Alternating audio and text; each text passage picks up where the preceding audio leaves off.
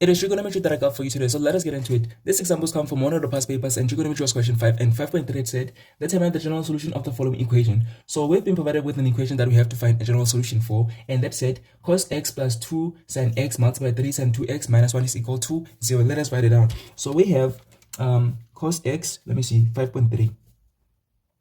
We have cos x plus 2 sin x multiplied by 3 sin 2x minus 1 is equal to 0. And then we have to find the general solution. So here we have a very, very simple example here, because this is where we're going to apply a zero identity. What is a zero identity? It is something that looks like this. Remember that in algebra, when you have something like x plus 3 multiplied by x minus 2 is equal to 0, you're either going to say x plus 3 is equal to 0 or x minus 2 is equal to 0 and then solve x. That is what we're going to do here, okay? So that means we're going to say either of the brackets is equal to 0 or both of them are equal to 0. So we're going to be like either cos, the first bracket, cos x plus 2 sin x is equal to 0, or 3 sin 2x minus 1 is equal to 0. Let me actually shift a little bit today. Okay, right. So now we're going to find the general solution. But here, the problem that we have here is that we have two different trigonometrical ratios. It's cos and sine. So it is going to be very difficult for us to actually find to find the general solution here. So what you're going to do is we're going to either convert this to sine only or convert this to cos only. Okay, so we're going to have to find an identity that has both the sine and the cos. That is going to help us to convert sine to cos or cos to sine. So we have two that are available for us. They are the square identity and the quotient identity. So we're going to do both of them and see which one is going to help us to convert cos to sine or sine to cos, so that we only have one trigonometric ratio here to be able to solve for or find the general solution. Right, so we're going to be like, the first one is the square identity, and it is that cos squared x plus sin squared x is equal to 1. Therefore, when you want to find cos squared x, we're going to be like, it is equal to 1 minus sin squared x. And then that means that cos x is equal to the root of 1 minus sin squared x. Okay, the very same applies to what? Okay, this is the square identity, the original one, but we want to make sure that we convert the cos to sine. And then we can also say sin squared x is equal to 1 minus cos squared x. Therefore, sin x is going to be equal to the root of 1 minus cos squared x. This is how we convert the sine to cos. So we're either going to put wherever we see cos x, square root of 1 minus sin squared x, or wherever we see sin x, the square root of 1 minus cos squared x, so that at least we only have cos only, or we have sine only. Okay, so that is one way, the square identity. I'm just giving you options on how to solve this kind of thing, okay? Or we also have the quotient identity, which is the tangent x is equal to sine x over cos x. Okay, so we either gonna convert the sine x over cos x to tangent x. Okay, so we either gonna do this one or do this one. So which one between the two looks simpler? I bet you're going to say that it is the quotient identity. Why is it the quotient identity? Because it doesn't have any square roots involved. So the first one, which is the square identity, it has square roots involved, and that is going to make our job very, very difficult. Okay, so what you're going to do is go for the easier one. The quotient, I mean the square identity, is also possible, but because you want to save time in an exam, you're going to go for an easier one, which is the quotient identity. So we rather go for quotient identity than the square identity. If we had to go for the square identity, in this video I'm going to do the quotient identity only because I want to show you how, well, I want to give you best options, because when you are in an exam you have to choose the best options. There are options or methods that are simpler, so that at least you spend minimum time in each question. Okay, you don't usually spend a lot of time in each question, and then you don't usually end up not finishing the paper, right?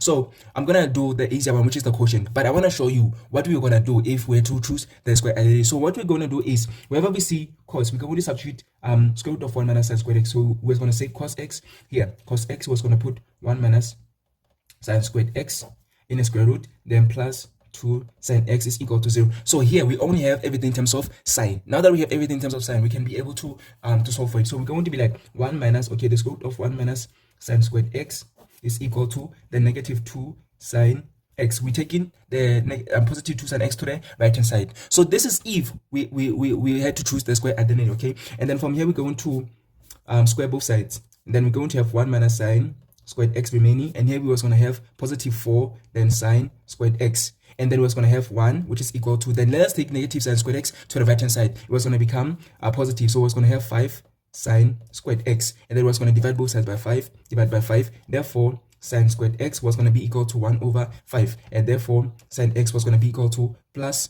or minus the square root of 1 over 5. Okay, so this is what we was going to do. Okay, we're going to say sine x is equal to plus or minus 1 over 5. This is if we're choosing the square identity. And then in terms of the cos, we're going to say cos x is equal to, therefore wherever we see sine, we're going to substitute square root of 1 minus cos squared x. So we're going to say sine plus, why am I saying equal to? We're going to say cos x plus 2, and then wherever we see sine, we're going to put 1 minus cos squared x, then that is equal to 0. And then we're going to say cos x plus, and then we have the 2 multiplied that, right? So what we're going to do is we're going to take the 2 square root of 1 minus cos squared x to the left hand side, to the right hand side. So it was going to become negative 2 and then root of 1 minus cos squared x. Let me actually shift a little bit to the left. Why is it doing this? Okay. And then what we're going to do is square both sides. So we're going to have cos x is equal to, and then negative 2. We're going to square both sides. So we're going to have this, and then 1 minus cos squared x, and the square root and the squared. So the square was going to cancel the square root, but this square was also going to apply to the negative 2. So we're going to have cos squared x is equal to negative 2 squared is 4, and then the square cancels the square root, so only 1 minus cos squared x was going to remain. Therefore, it was going to have cos squared x is equal to 4 times 1 is 4 minus 4 times negative cos squared x is 4 cos squared x. And then what we was going to do is take the negative 4 cos squared x to the left hand side, so it was going to become positive. So we're going to have cos squared x plus 4 cos squared x, so it was going to become 5 cos squared x. I don't like this thing of squared x. It really annoys me. Anyway, we have 4, and then we was going to have divide both sides by 5. So that means cos squared x was going to be equal to 4 over 5, and therefore cos x was going to be equal to plus or minus the square root of 4 over 5. So this is what we was going to have. We was going to have sin x is equal to plus or minus the root of 1 over 5, or cos x is equal to plus or minus the root of 4 over 5. So this is if we had to choose the square identity. It was going to be possible for us to find the general solution, but it was going to be a little bit complicated because we have the square roots. Okay, so you don't want to go the complicated way, you want to go the easier way. So the easier way is the quotient identity. So that means we're going to rather take the quotient identity. I'm not saying that the square identity is not possible or it is incorrect. It is also correct. You are also welcome to utilize the square identity, but we rather go for the quotient identity because it's very, very simple. Okay, it is straightforward. So we rather go for the quotient identity. So for this one, we're going to utilize the quotient identity, which is tangent x is equal to sin x over cos x. Okay, and then for this one we only have sin x, so that means everything is perfect. So I hope that you've actually understood how we answer this type of question. And also, when you have this type of thing where there is a cos and a sin, well, let me say cos and a sin. When you have two different trigonometric ratios, you have to either convert both of them to 1 or apply the other identity. So you have to make sure that you apply an identity where you're going to convert both of them to 1, so that at least when you have cos and sin, they all tend to cos or they all tend to sin. If you have tangent and cos, they all tend to tangent or they all tend to cos. If we have sine and tangent, they all tend to tangent or they all tend to sine. Okay, so here if we utilize the square identity, we convert both of them to sine in this way. Where is it? In this way. We convert them to sine in this way, or we convert them to cos in this way. Okay, so it's either we convert them to sine or we convert them to cos, so that we all have sine or we all have cos, so that it is easier for us to actually solve for it, because you only want to have one trigonometrical ratio. Okay, right, that is for the square identity. And then with the tangent, what is it, with the quotient identity, we want to make sure that we convert both of them to a different trigonometrical ratio. So we're going to eliminate both cos and sine and convert both of them to another or a different trigonometrical ratio. So we're going to convert cos and sine to tangent. So we're going to eliminate both of them, or with the square identity, we're going to keep both of them but then convert one of them to the other one. Okay, so I hope that you understand how we apply the general solution when it comes to that. Before we even apply it, you should make sure that you have something like this: sin x is equal to something or cos x is equal to something. Okay, so this is what we want. So we want to make sure that we get here. So how do we get here? Quotient identity or the square identity. I hope that is clear. Okay, now that we have actually understood that we're going to either apply the square identity or the quotient, which in this video I'm going to apply the quotient identity, because you can see that the square identity is also possible, but I don't want to utilize it because we have the square roots, so it is quite a little bit complicated. So I'm going to go for the quotient identity. Okay, so I hope that now you understand that we're going to apply that, and that is what we're going to do to solve for this or find the general solution. So I'm going to go to the next page because I've ran out of space regarding this. So I hope that you know that we're going to convert the cos x and sin x to tangent, and then here we're just going to apply what we know. So that means here we're just going to take the negative 1 to the right hand side and divide both sides by 3 and then solve for that. Okay, so let me go to the next page to continue solving this. All right, so like we had 5.3, we're going to say cos x plus 2 sin x multiplied by 3 sine 2x minus 1 is equal to 0. So we're going to be like cos x plus 2 sin x is equal to 0, or 3 sin 2x minus 1 is equal to 0. So we're going to do a quotient identity here. So what you're going to do is, because we know that for the quotient identity, we have something like tangent x is equal to sin x over cos x. We must make sure that sin x is on top. Let me shift it. We must make sure that sin x is on top and cos x is on the bottom. So what we're going to do is we're going to, let me see if I do it. Okay, so we're going to keep the 2 sin x on the left hand side. So we're going to take the cos x to the right hand side. Okay, so it's going to become negative cos x, and then from there we're going to divide both sides by cos, because cos has to be on the bottom. Okay, so I hope that you have really seen what we have done here. So we have taken cos x to the left hand side, to the right hand side, so it has become negative, and then what you're going to do is divide both sides by cos x. So cos x cos x, so that this cos x cancels that one, and then only negative 1 remain. And then now we have the sin x over cos x, which is right there. So that is tangent. So we're going to have 2 tangent x. So that is how we convert both of them, sin x and cos x, to tangent. So now that we have converted them to tangent, we're going to divide both sides by 2. Therefore, we're going to have tangent x is equal to negative 1 over 2. So tangent x is equal to 1 over 2. Tangent x is equal to negative 1 over 2. It is better than saying sin x is equal to plus or minus the root of 1 over 5, or saying cos x is equal to plus or minus the root of 4 over 5. So this is better than this. This comes from the square identity, but this one comes from the quotient identity. So the quotient identity is better in this way than the square identity. Okay, so this is what we was going to get if we utilized the square identity, but then we prefer this one, which is the quotient, because it is better. Right, now that we have this, let us try to find this one. So we're going to be like, okay, let me change the shift a little bit to right, and then leave the space here. So we're going to say 3 sin 2x minus 1. So we're going to take the negative 1 to the right hand side, so it's going to become positive. So we're going to have 3 sin 2x is equal to 1. I don't know why I left the 2. It is 2x. And then we're going to divide both sides by 3. Divide by 3. Therefore, sin 2x is equal to 1 over 3.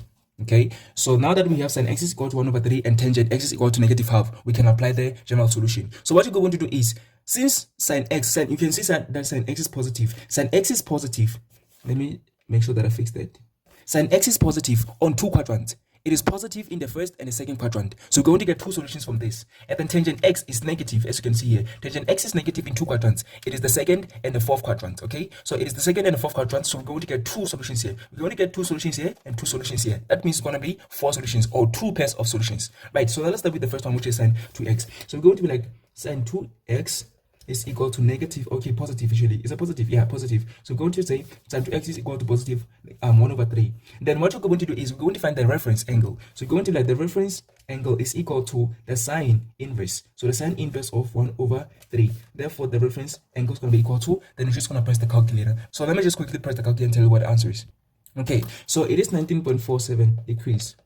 All right, so the reference angle is 19.47 degrees. Now that we have the reference angle, we're going to apply the first quadrant and the second quadrant, which are the quadrants that sine is positive in, because we can see that sin 2x is positive 1 over 3. So we're going to consider the first quadrant and the second quadrant, which are the quadrants that sine of 2x is positive in, right? So the first quadrant, we're going to say this angle here, which is 2x, not x, 2x, the whole of this angle. So we're going to be like this angle 2x must be equal to the reference angle. So it must be equal to the reference angle, because the reference angle is already an acute angle. We don't actually need to say 180 or whatever, because in the first quadrant we have the acute angles. So we're not going to say 180 minus or 90 minus something or plus something or whatever the case may be. In the first quadrant, we just take the reference angle as it is, okay? And then we say, of course, plus k times 360 degrees, and then k is an element of integers. So what you're going to do is divide everything by 2. So we're going to divide both sides by 2, and then we're going to have x is equal to 19.47 divided by 2, and also k 360 degrees divided by 2. How did we get that? We have the common denominator here, which is 2. So it is going to distribute itself to both the numerators. Something like 3 plus 7 over 11. So we're going to have 3 over 11 plus 7 over 11. If you understand this, we're going to apply that here as well. So we're going to have 19.47 degrees divided by 2 plus k 360 divided by 2. So both of them are going to divide by 2. So what is 19.47 divided by 2? Let me just quickly so let me just press that and say this divided by 2. What is it equal to? It is 9.74. Okay, so it's going to be 9.7 for degrees, then plus k 360 divided by 2. So it's k times 360 divided by 2. So 360 divided by 2 is 180. So we're going to have k times 180 degrees. Then of course k is an element of integers. So this is the first solution which we get in the first quadrant. Okay, so we're going to apply the second quadrant as well, which is the quadrant that sign is positive in. So we're going to go for the second quadrant. And then we're going to do the same thing. 2x must be equal to, but this time, because we are in a second quadrant, remember that second quadrant is where we have 180 degrees minus the angles. Okay, so we're going to be like 180 degrees. Please note that at this point I actually made a mistake and say 180 plus. I was supposed to say 180 minus. So because I was actually in a hurry and I was explaining very fast, I was liable to a mistake. So I made a mistake there. So please excuse me, and also please forgive me. I'm going to correct that at the end of the video. Okay, so please excuse this explanation here. You also welcome to just skip it. I'm going to have it rectified at the end of the video. Thank you. Plus what? The reference angle. So we're going to like 180 degrees plus the reference angle plus k 360 degrees. So with the cos and the sine, you say k 360, but with the tangent, you say 180, right? So we're going to like 2x is equal to 180 plus the reference angle, which is 19.47. So this is 19.47. So decrease 180 plus 19.47 is 199. So we have 199.47 degrees, 180 degrees plus 19.47, and then plus k 360 degrees. So we're going to divide by 2 on both sides here. We're going to have x is equal to 199 plus 199.47 divided by 2, then plus k 360 degrees divided by 2. So what is 199.47 divided by 2? Let me just quickly press the calculator and then check what that is equal to. So this is that, and then plus 180, and then this divided by 2.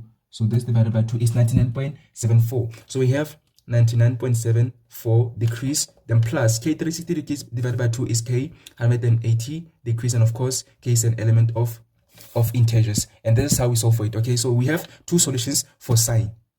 Okay, so we have two solutions for sine. We have 9.74 degrees plus k 180 degrees, and then k is an element of integers. Or we have 99.74 degrees plus k 180 degrees, and then k is an element of integers. Okay, so this is how we solve for this. These are the first two solutions. So that means we are done with the first part. We're going to go to the second part and get two solutions as well. So we're going to have two pairs of solutions. Two solutions from the sine and two solutions from the tangent, because sine is positive in 2 quadrants and then tangent is negative in 2 quadrants. That is why we're going to get 4 of them. Let me actually shift my camera a little bit down so they can be able to see how we're going to find the general solution for the tangent.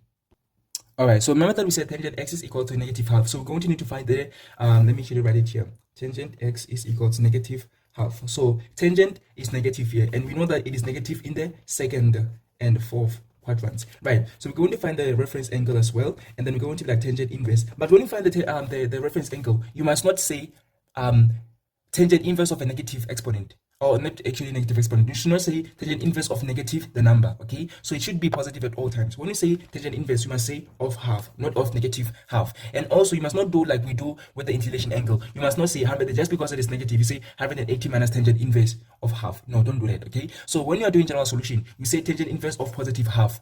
You don't say 180 just because it is negative. You say 100, like we apply inclination angle. You don't do that here. You don't say 180. You don't say 180 minus the tangent inverse of half. You don't do that. We do this when we are doing the inclination angle, but here we don't do that. Okay, so we also do not say tangent inverse of negative half. We don't do that. We take the positive one. Okay, so we're going to the tangent inverse of half. What is that equal to? The reference angle is going to be equal to, let me just press this into the calculator. Excuse me for a second. Alright, so it is equal to 26.57 degrees. So this is the reference angle. Now that we have the reference angle, we're going to consider the quadrants that tangent is negative in, and it is in the second and fourth quadrant. So we're going to consider the second quadrant. So the second quad. So we're going to be like x, like the very same way we said 2x with the sine. Remember that with the sine we said 2x. We said 2x with the sine. We said 2x, right? So with the chord, with the tangent, we're going to say x. Okay, so that means we're going to say x is equal to 100. In the second quadrant, we have 180 minus the reference angle. So we're going to be like 180 degrees minus the reference angle. Why did I say the plus here? I was supposed to say minus. Okay, that means this one is actually faulty because I was supposed to say 180 minus, not a plus. So I'm going to fix that. So let us finish this one first. So 180 degrees minus the reference angle, which is 26.57 degrees plus k 180, because this is tangent. So 180. So tangent is 180. Its period is 180. And then the tangent, the cos and the sine are 360, right? So we have 180 degrees minus. Why? Because it's in the second quadrant, and in the second we have 180 minus the acute angles. So 180 degrees minus 26.57 plus k 180 degrees. So that means that x is going to be equal to 180 degrees minus that. So let me just press that into the calculator. Okay, not that. Let me just press this into the calculator and say that minus that. So that is going to be equal to 153.43. Okay, so x is equal to 153.43 degrees plus k times 180 degrees, and then k is an element of integers. So I made a mistake by saying 180 plus, and we are in the second quadrant. 180 plus is for the third quadrant, so I made a mistake here, so please excuse me. I'm going to fix that in a moment. So this is the general solution for the tangent, and it is the first one. Let us go for the second one, which is the fourth quadrant. So for the fourth quadrant, we're going to say x is equal to, in the fourth quadrant, we have 360 minus angles. So we're going to be like 360 degrees minus the reference angle, which is 26.57 degrees, and then of course plus k times 180 degrees, which is the period of a tangent. And I'm going to say x is equal to, let me quickly just, oh my god, okay. I don't even know how I'm going to be able to do that. Let me just try to, okay, I'm not going to be able to, let me just pause. All right, so it is 333.43. So 333.43 degrees plus k times 180 degrees. Then k is an element of integers. So this is the second solution for the tangent. Okay, so that means that the solutions are 153.43 degrees plus k times 180 degrees, and then k is an element of integers. Or we have 333.43 degrees plus k times 180 degrees, and then k is an element of integers. We also have 9.74 plus k 180 degrees times 180 degrees, and then k is an element of integers. Or we also have this one, which I have to fix because I said 180 plus. I was supposed to say 180 minus. So far these three solutions are correct. Okay, so we need the other solution, which is the fourth one, where the sign is in the second quadrant. So we're going to say 180 degrees minus. So because I've read out of the space, please allow me to do that in the second page, and that's going to be the end of the video. And then I hope that you will have actually helped you and will have enjoyed and also learned one or two things in this video. So I'm going to go to the next page. Excuse me for a second. All right, so remember that in the second quadrant, we have 2x, right? So 2x is equal to 180 degrees minus the reference angle. So the reference angle is 19.47. So we have 19.47 degrees, and then plus k times 360 degrees. Why 360 degrees? Because one period of sine function is 360, unlike the tangent, which is 180. So 360 is for the cos and the sine, right? So we're going to divide both sides by 2. So first of all, let us try to determine what 180 degrees minus 19.47 is equal to. So please excuse me for, all right, so it is 160.53. So it is 160.53 degrees, and then plus k times 360 degrees. So we're going to divide both sides by 2. So x is going to be equal to 160.53 divided by 2, and also k 360 divided by 2, and then we're going to find the general solution. So let us quickly do that. So this divided by 2, that is 70.53. Is that it? Let me see. No, okay, this is it, and then divided by 2. So it is 80.26. So we have 80.26 degrees, then plus k times 180 degrees, and then k is an element of integers. Okay, so this is how we solve for this, and this is the solution. The one that I actually wrote first, which is 199.47, is not correct because I said 180 degrees plus, and the 180 plus is in the third quadrant, which is incorrect. Okay, right, so this is the solution, and the solutions are respectively x for the sine is x is equal to 9.47 degrees plus k 180 degrees, and then k is an element of integers. That's the first solution for the sine. And then the second solution for the sine is this one that I just wrote here, which is 80.26 degrees plus k times 180 degrees, and then k is an element of integers. So why do we get k 180 degrees? Although it is sine, it is because it was 2x, not x. Okay, so we had to divide everything by 2. And then for the tangent, we have x is equal to, what did we get? What did we get initially for tangent? We got 333 for that other one. And wait, let me see. What did we get for tangent? Excuse me for a second. All right, I remember that we have gotten 153.43 degrees plus k times 180 degrees, and then k is an element of integers. And then we also got 333.43 degrees plus k times 180 degrees, and then k is an element of integers. So these four are the solutions, are the general solutions for this problem. Okay, so we get 4 solutions because sine is positive in 2 quadrants, the first and the second. That is why we get 2 solutions. And then tangent is negative in 2 quadrants, the second and the fourth quadrants. Remember that we had sine 2x is equal to 1/3, and we also got tangent x is equal to negative 1/2. So the fact that we have those, it means that we have tangent that is negative, and it is negative in the second and fourth, hence the 2 solutions. And sine is positive, and then it is positive in the first and second, hence the 2 solutions. So you have 1, 2, 3, 4 solutions. So it is not at all times, actually let me shift a little bit to the right, it is not at all times that you're going to get only 2 solutions. So you must not memorize getting 2 solutions at all times. Sometimes you're going to get 4 solutions like we have in this case. Okay, so it is not at all times that you're going to get 2 solutions. You're going to get 4 solutions sometimes. Okay, so these are the 4 solutions for this problem, and I hope that you've actually enjoyed and this has been helpful. I'm going to see you in the next video. Thank you.